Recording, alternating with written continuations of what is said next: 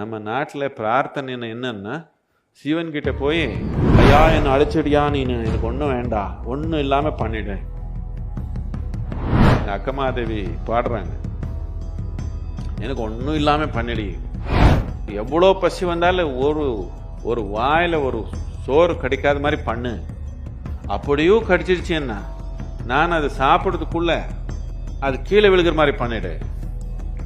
அது கீழே விழுந்து திருப்பி நான் மண்ணிலேருந்து எடுத்து சாப்பிட்ற மாதிரி, என்ன அதை சாப்பிட்றதுக்குள்ள நாய் வந்து சாப்பிட்ற மாதிரி பண்ணிடு. நான் கெஞ்சி கேட்டுக்கிறாள் சிவனை.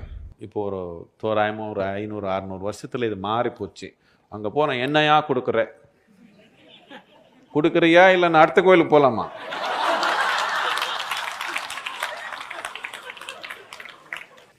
இப்படி ஆயிடுச்சு. எனக்கு என்ன கிடைக்கும்? ஒன்றும் கிடைக்காது.